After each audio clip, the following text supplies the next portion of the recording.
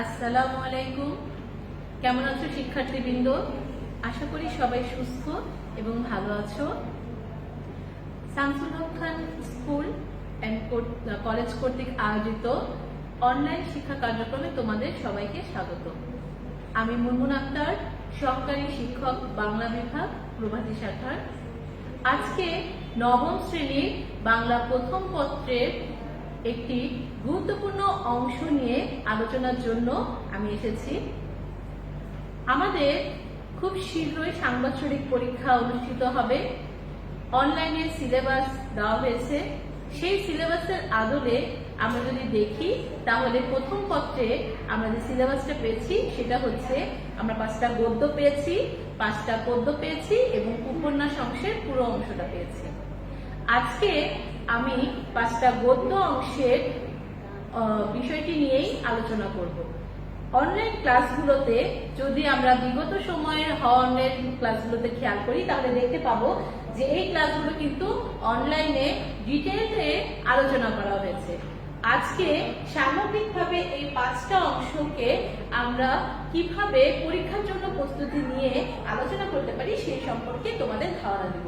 আমাদের গদ্য অংশের 5টা গুরুত্বপূর্ণ বিষয় যেখানে দেওয়া হয়েছে সেটা হচ্ছে অভাগীর স্বর্গ, পল্লী সাহিত্য, আম আটির ভেপু, মানুষ মোহাম্মদ সাল্লাল্লাহু আলাইহি সাল্লাম, নিম গাছ। এর মধ্যে যদি আমরা খেয়াল করি তাহলে দেখতে পাবো যে অভাগীর স্বর্গ একটি গল্প, এটির পূর্ণাঙ্গ ভাবে একটি গল্প।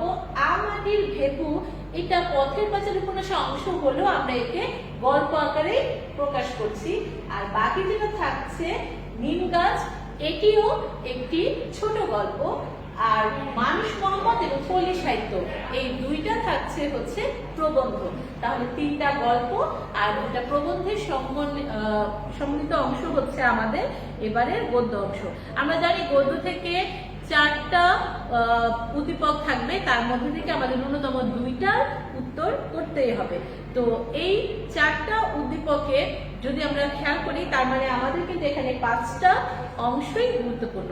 তো সেই ক্ষেত্রে আমরা প্রথমে যদি আলোচনায় যাই তাহলে প্রথমে যে আলোচনাটা পাচ্ছি সেটা হচ্ছে অভাগীর স্বর্গ।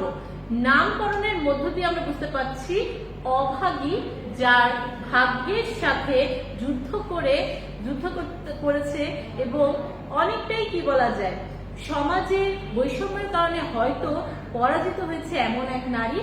যদিও এই গল্পে নামকরণ করা হয়েছে অভাগী তার নিজের নামকরণে, কিন্তু তার সাথে সাথে কিন্তু ভেতরকার যে অংশটা সেটাও কিন্তু আসলে দুঃখ কষ্টে পতিত এক নারীর কথাই এখানে বলা হয়েছে। তারই এক স্বর্গ লাভের যেন আকাঙ্ক্ষার কাহিনী এই অভাগীর স্বর্গ। এই অভাগীর স্বর্গ গল্পটির লেখক হচ্ছেন শরৎচন্দ্র চট্টোপাধ্যায়। কালজয়ী শরৎচন্দ্র চট্টোপাধ্যায় তার লেখার মধ্য দিয়ে সমাজের নিম্নবিত্ত মানুষের মনের যে দিকগুলো রয়েছে সেগুলোকে তিনি তুলে ধরেছেন। সামাজিক বৈষম্যের শিকার এই অভাগী সে দেখতে পাচ্ছে যে ঠাকুরদাস মুখার্জির যে স্ত্রী আমরা এখানে গল্পে পাবো, তার মৃত্যুতে পুরো গ্রাম একসাথে যাচ্ছে এবং সেই তার সব যাত্রার সঙ্গী হয়ে অভাগীর কাছে মনে হলো যে এমন ভাবে এই ঠাকুরদাস মুখার্জির স্ত্রীকে বিদায় দেওয়া হলো যে সে স্বর্গলাভ না করে যায় না। তাই খুব স্বাভাবিকভাবে অভাগীর মনের ভেতরে এক আকাঙ্ক্ষা হলো যে সেও যেন কি হয় স্বর্গলাভ করতে পারে। তাহলে স্বর্গলাভের জন্য অভাগীর কি কি আকাঙ্ক্ষা ছিল? আকাঙ্ক্ষা ছিল তার স্বামীর পায়ের ধুলো। সেই স্বামী যে তাকে কি করেছে তার কোনো দায় দায়িত্ব না নিয়ে অন্য একজনকে বিয়ে করে অন্য গ্রামে চলে গেছে। তার দ্বিতীয় আকাঙ্ক্ষা ছিল তার যেরকম করে মুখার্জির স্ত্রীর পায়ে আলতা, কপালে সিঁদুর দিয়ে সাজিয়ে গুজিয়ে বিদায় দেওয়া হয়েছিল ঠিক সেভাবেই যেন কি করা হয় তাকে বিদায় দেওয়া হয়। এবং শেষ যে আকাঙ্ক্ষাটা ছিল সেটা হচ্ছে চিতায় ছেলের হাতের আগুন যাতে সে কি করে লাভ করে। তাহলে গল্পে যখন তার ছেলেকে আমরা পাচ্ছি, সেই ছেলে 14-15 বছর একটা ছেলে, কিন্তু সে কি নয় 14-15 বছর বয়সে নয়। এই বয়সের ছেলেরা যখন মার থেকে দূরে সরে তখন সে আরো কি থাকে মায়ের একদম কাছাকাছি থাকছে এবং অভাগী স্বপ্ন দেখছে যে এই ছেলেটা যখন আরেকটু বেতের কাজ শিখে আরেকটু স্বাবলম্বী হবে তখন তার সব দুঃখ কি হবে চলে যাবে। কিন্তু এক পর্যায়ে অভাগী শারীরিক অসুস্থতায় সে কি করে মারা যায়। এবং এই মারা যাওয়ার পরেই মূলত আসলে আমরা গল্পের মেন যে বিষয়টা আমাদের শরৎচন্দ্র চট্টোপাধ্যায় বোঝাতে চেয়েছেন তা উপলব্ধি করি। সেটা কি? সামাজিক বৈষম্য, যেখানে প্রচুর সামাজিক বৈষম্যের একটা রূঢ় রূপ আমাদের দৃষ্টিগোচর হয়। সে তার মায়ের যখন কাঠ সংগ্রহ করার জন্য তার বাবা গাছের কাঠটা বেল গাছটা কাটতে যায়, তখন তাকে দারোয়ান কি করে চট দিয়ে থাপ্পড় দেয় এবং বলে যে এই গাছটার উপর তার কোনো অধিকার নেই। এটা দেখে যখন গোমস্তা অধর রায়ের কাছে ছুটে চলে যায় কাঙালি তার কাছে, এবং সে তখন তাকে কি বলে, তুই মরা ছুঁয়ে এসেছিস, তোদের সম্প্রদায়ে মানে দুলের সম্প্রদায়ে আবার কে কবে কি করে এই চিতায় দেওয়া হয়েছে, যা গিয়ে কি কর নদীর চড়ায় গিয়ে পুঁতে দে। এই যে তার প্রতি একটা বৈষম্য, এবং তুই নিচে গিয়ে না নেমে দাঁড়া, এক গোবর জল ছিটে দেয়। তার মানে আমাদের কাঙালির আগমনে সেই জায়গাটা অস্পৃশ্য হয়ে গেছে। এই যে মন মানসিকতা, যার ফলে 14-15 বছরের কাঙালি যে মায়ের কাছে সবসময় ছোট মতোই বড় হয়ে গেছে, সে মাত্র 2-3 ঘন্টা ব্যবধানের জন্য অনেক বয়স হয়ে গেল এবং অনেক রূঢ় বাস্তবতার মুখোমুখি সে হলো। এবং শেষে যে মুখর্জের স্ত্রী মারা গেছে তার শ্রাদ্ধের জন্য যে পরিমাণে কাজ সংগ্রহ করা হয়েছে, তার কাছেও যখন দুঃখের কথা কাঙালি আবেদন জানতে গেছে, এবং সেও কি করেছে, এই সামাজিক বৈষম্য তার মনের ভেতর থাকার কারণে সেও সেটা কি করেনি, গ্রহণ করেনি। এবং কাঙালির মা শেষ পর্যন্ত তার ইচ্ছাটাকে কি করতে পারেনি, কাঙালি সম্পন্ন করতে পারেনি। চড়া একটু নুরো দিয়ে, মুখে একটু আগুন দিয়ে যেন কাঙালির মাকে শেষ বিদায় দিতে হলো। এবং কাঙালির মনে হচ্ছে এর মধ্য দিয়ে যেন রথ এসে তার মাকে স্বর্গে নিয়ে যাচ্ছে। সামাজিক বৈষম্যের ধারণাটা আমরা উপলব্ধি করতে পারি এই অভাগী স্বর্গ গল্পটাতে। এই গল্পে যদি আমরা লক্ষ্য করি তাহলে আমরা দেখতে পারবো শরৎচন্দ্র চট্টোপাধ্যায়ের লেখক পরিচিতিটা খুবই গুরুত্বপূর্ণ। তিনি কালজয়ী লেখক, এখন পর্যন্ত তিনি আমাদের কাছে অনেক বেশি জনপ্রিয়। শব্দের অর্থ বেশ কিছু পরিমাণে আছে এবং শব্দ অর্থগুলো খুবই গুরুত্বপূর্ণ। এই শব্দ অর্থগুলো আমাদের খুব ভালো করে পড়তে হবে সৃজনশীলের জ্ঞানমূলকের জন্য এবং নৈবিত্তিকের জন্য। এছাড়াও আমাদের যে উদ্দীপকগুলো এখানে সৃজনশীল প্রশ্ন অনুশীলনের জন্য দেওয়া হয়েছে সেগুলো আমরা ভালো করে লক্ষ্য করব। 2 নম্বর অংশটা যদি আমরা দেখি তাহলে পল্লী সাহিত্য। পল্লী সাহিত্য লিখেছেন এটি একটি প্রবন্ধ এবং এটির লেখক হচ্ছে ডক্টর মোহাম্মদ শহীদুল্লাহ। তো মোহাম্মদ শহীদুল্লাহ তিনি আমরা জানি যে বাংলা ভাষা নিয়ে তিনি অনেক গবেষণা করেছেন এবং এই গবেষণার মধ্য দিয়ে তিনি কি করেছেন, পল্লী সাহিত্য নিয়েও তিনি গবেষণা করেছেন।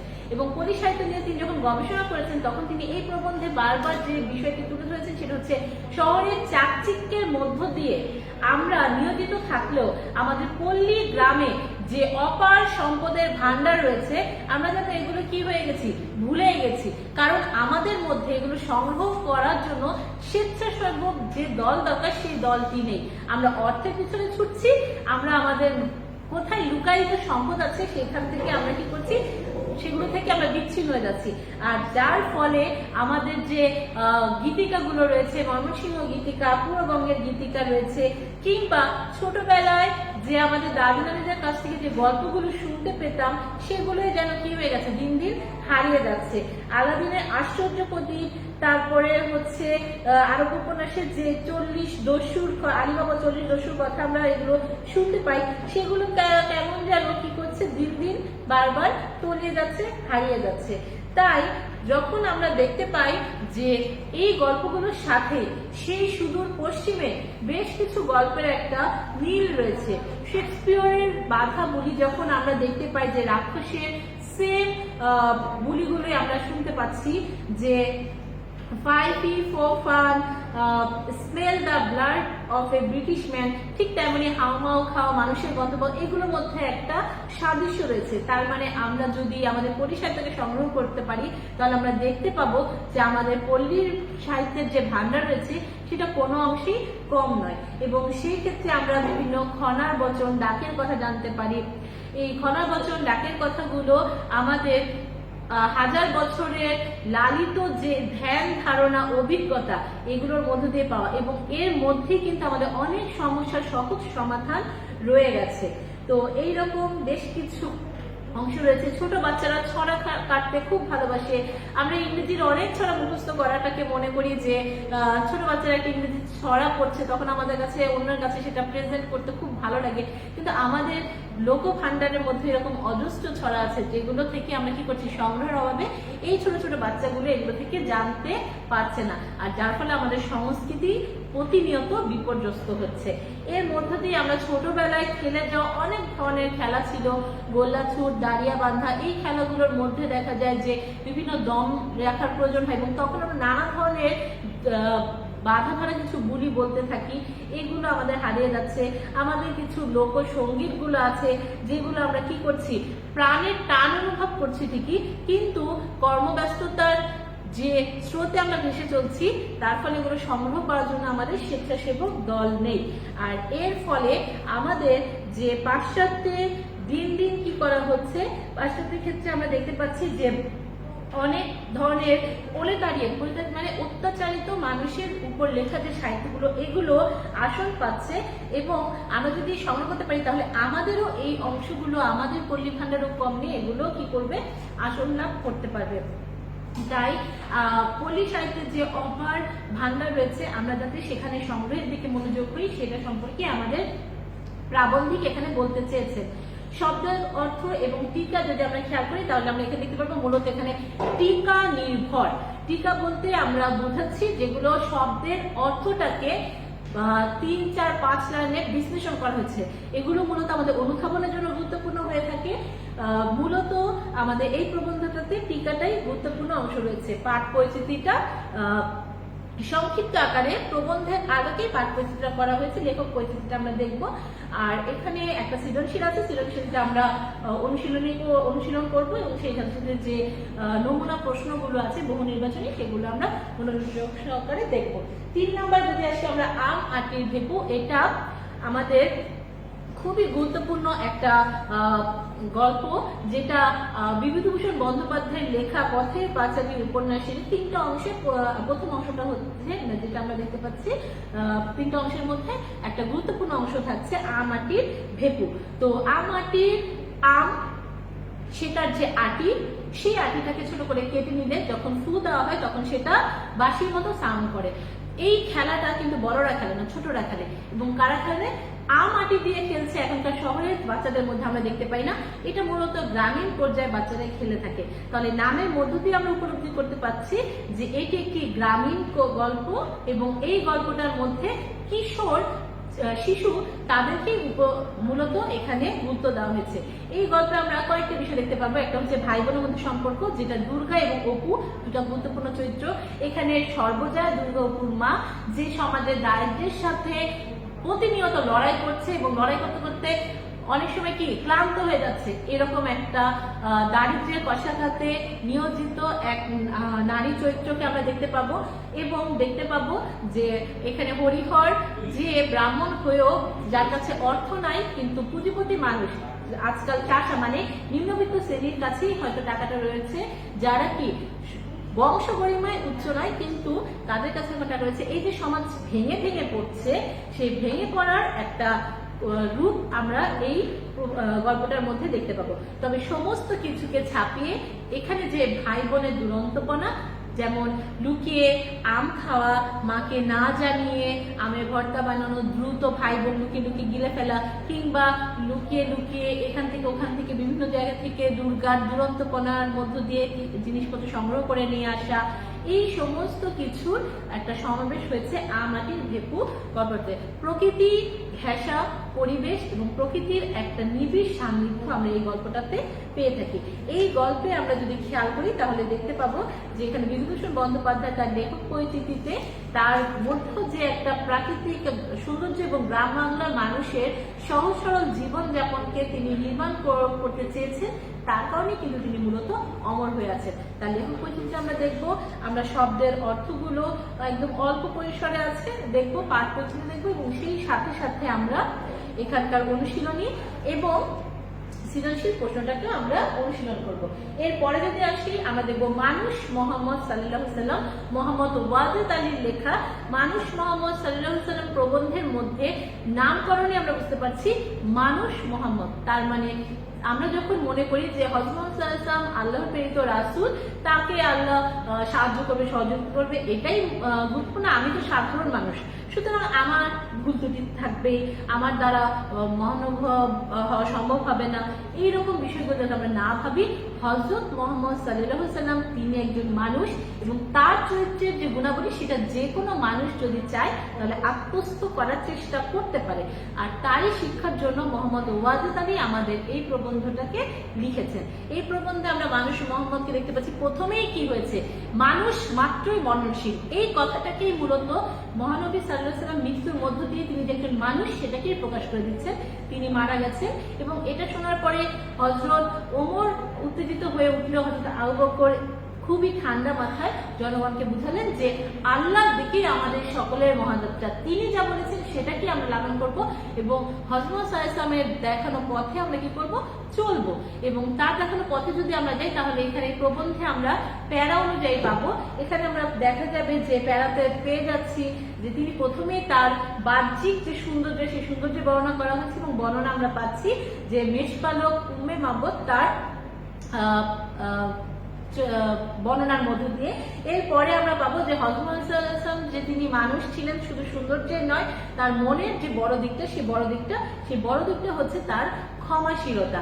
তিনি মক্কাবাসীরা তার উপরে লোষ্ঠাঘাত করেছে, তাকে অভিসম্পাদ, তাকে দেখা যাচ্ছে প্রস্তরাঘায় বারবার জর্জরিত করেছে, বিদ্রুপ করেছে, তিনি কখনোই কি করেননি, অভিশাপ দেননি। তাইতে যখন তিনি সত্য ধর্ম প্রচার করতে গেছেন তখন তার শরীর কেটে রক্ত বের হয়ে গেছে পাথরের আঘাতে, তিনি অজ্ঞান হয়ে পড়ছেন, তখন তাকে উঠিয়ে আবার বলা হচ্ছে হাঁটতে গেলে তাকে আবার পাথর নিক্ষেপ করা হচ্ছে, এভাবে তাকে অত্যাচার করা হয়েছে। এবং শেষ পর্যন্ত যখন তিনি মক্কা বিজয় করতে সক্ষম হলেন তখন তিনি খুব সহজেই কি করলেন, এই মানুষদের মাফ করে দিলেন এবং কোনোদিন তিনি কি করেননি, তাদের কোনো অভিসম্পাদ তিনি দেননি। পরবর্তী সময় যদি আমরা দেখি তাহলে দেখতে পাবো যে হযরতে শুধুমাত্র যে তিনি ক্ষমাশীলতা এবং মহানুভবতা দেখিয়েছেন তাও নয়, তিনি সেই সাথে সাথে তার যে নিজের যে দায়িত্বটা ছিল সেটা তিনি খুব সহজে প্রকাশ করেছেন। আমরা কি করি, আমাদের দায়িত্বটাকে লুকিয়ে রাখতে চাই, অথচ তারপর যখন মানুষ এসে কাঁদছে তখন তিনি বলছেন, কেন আমাকে ভয় পাচ্ছ, আমি এমন এক নারীর সন্তান, সাধারণ শুষ্ক মাংস ছিল যার আহার্য। তার এই মহানুভবতার সাথে সাথে তার যে সামান্য ত্রুটি তাও তিনি কখনো গোপন করেননি। এক অন্ধ তার কাছে যখন তিনি সত্য প্রচার বলছিলেন, আলোচনা করছিলেন, তখন একজন অন্ধ তার কথা মাঝখানে একটু বাধা দিলেন, তখন তিনি কি করেছিলেন, একটু ভ্রুটা কুঞ্চিত করেছিলেন এবং এটা যখন কোরআনে আসলেন এবং তিনি সকলকে সেটা জানিয়ে দিলেন। এই যে তার মধ্যে কোনো কিছু লুকিয়ে না রাখা, এটা শিক্ষা আমরা তার মধ্যে থেকে পাই। এর পরবর্তী সময় আমরা দেখেছি যে দারিদ্রতার মধ্য দিয়ে তিনি কি করেছেন, শত দারিদ্রতাকে উপেক্ষা করে তিনি চাইলে বাদশাহ, রাজা বাদশাহের মতো জীবনযাপন করতে পারতেন, কিন্তু তার কি রয়েছে, তিনি কখনো তার এমন দিন গেছে যে কখনো চুলায় কি হয়নি, হারিয়ে যাবেনি। এই অবস্থার মধ্যে দিয়ে তিনি তার জীবন অতিবাহিত করেছেন। এই প্রবন্ধটার মধ্যে আমরা প্রচুর পরিমাণে টিকা পাবো এবং শব্দের অর্থ দিতে পাবো আকারে বেশ অনেকখানি জায়গা জুড়ে। আমাদের একটু মনোযোগ সহকারে এটা পড়তে হবে, এটা মুখস্থ করতে হবে। আর এরপরে আমরা পাঠ পরিচিতিটা প্রায় মুখস্থের মতো নিয়ে যাবো, কারণ এখান থেকে আমাদের উচ্চতর দক্ষতার প্রশ্ন আসবে। অনুশীলনীর গুলো আমরা লক্ষ্য করব এবং সৃজনশীল প্রশ্ন দেখবো। এরপরে যদি আমরা শেষ নাম্বারটা দেখি, সেটা হচ্ছে নিম গাছ। নিম গাছ গল্পটা খুবই আকর্ষণীয় একটি গল্প, আকারে একদম ছোট, কবিতার আদলে নির্মিত, কিন্তু এই নিম গাছ গল্পের মধ্যে অনেক গুরু একটা ভাব রয়ে গেছে। সমাজে নারী প্রতি মুহূর্তে প্রতিনিয়ত যে অবহেলিত হচ্ছে, সেই নারীর মনের ভাবটি এখানে প্রতিদাশ্রয় প্রকাশ করা হয়েছে। আমাদের সমাজে নারীদের থেকে প্রতিনিয়ত কি হয়, আমরা অনেক পরিমাণে তা সমাজকে দিয়ে থাকি, আমরা পরিবারকে, নিজেদের জীবনটাকে উৎসর্গ করে দিয়ে থাকি, কিন্তু এই নারীর মনের যে একটা অংশ রয়েছে, তাদেরও যে কিছু শখ আহ্লাদ থাকতে পারে, এগুলো কি করে সমাজের মানুষ ভুলে যায়, পরিবারের মানুষ ভুলে যায়। নিম গাছের মধ্য দিয়ে নিম গাছের ছাল, বাকল, নিম গাছের পাতা, শেকড়, নিম গাছের কচি ডাল সমস্ত কিছু থেকে সুবিধা নেওয়া হচ্ছে এবং এক পর্যায়ে দেখা গেল একজন কবি আসলেন এবং তিনি কি করলেন, বললেন যে তিনি কোনো ছালও ছিলেন না, বাকলও ছিলেন না, তিনি সৌন্দর্যকে দেখলেন। এই সৌন্দর্য দেখার চোখটা দেখে আমাদের নিম গাছে তার সাথে চলে যেতে ইচ্ছে করলো। ঠিক তেমনি আমাদের বাড়ির বউটারও কি হলো, মনে হলো এত অবহেলা থেকে সে চলে যায়, কিন্তু সে যেতে পারছে না, কারণ সংসারের মায়াজালে এই নারী যে আবদ্ধ হয়ে গেছে।